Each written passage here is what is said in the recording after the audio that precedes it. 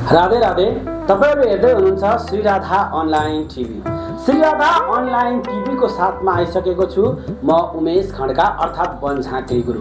तपाईले विशेष भिडियोहरु हेरिरहनु भएको छ हाम्रो च्यानलमा, पक्कै पनि केही कुराहरु सिकिरहनु भएको होला र जानिरहनु भएको होला भन्ने हामीले सोचेका छौं। र विशेष गरेर धेरै जनाले चाहिँ मलाई भन्नुहुन्छ जिउहरुमा फोकाहरु आउँछ, फुस्रो दागहरु आउँछ, ओठहरु सुक्छ, जिउहरु सुक्छ अनि कपालहरु झर्छ भन्नुहुन्छ। यसको लक्षण के हो अथवा यो हुनु चाहिँ के हो त, यसको दोष के हो, यो किन चाहिँ मान्छेको कपालहरु झर्छ, ओठहरु सुक्खा हुन्छ, जिउहरुमा बिबिराहरु आउँछ, जिउहरु चिलाउँछ, यसको कारण के हो त?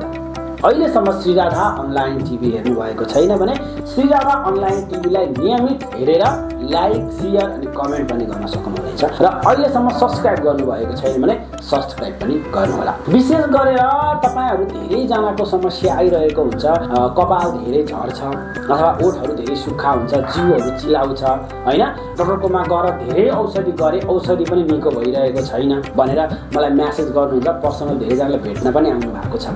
यो चाहिँ विशेष गरेर नाक दोषले यस्तो हुन्छ।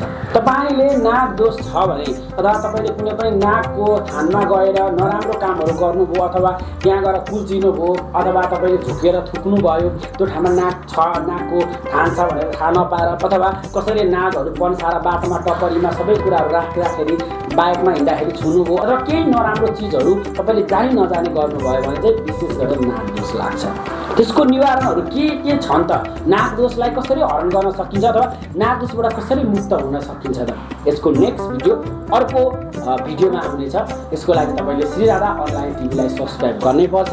आजलाई यति नै। अहिलेसम्म हाम्रो च्यानललाई सब्स्क्राइब गर्नुभएको छैन भने सब्स्क्राइब गर्नुहोला अनि कुनै पनि प्रकारका समस्याहरु छन् भने 9817041655 मा मेसेज गर्न सक्नुहुनेछ, इमो, व्हाट्सएप तथा भाइबरमा भने मेरो टिकटक आइडी अथवा इन्स्टाग्राम, फेसबुकमा पनि एड गर्न सक्नुहुनेछ उमेश खड्का बनझाँक्री गुरुमा। आजलाई यति नै। राधे राधे।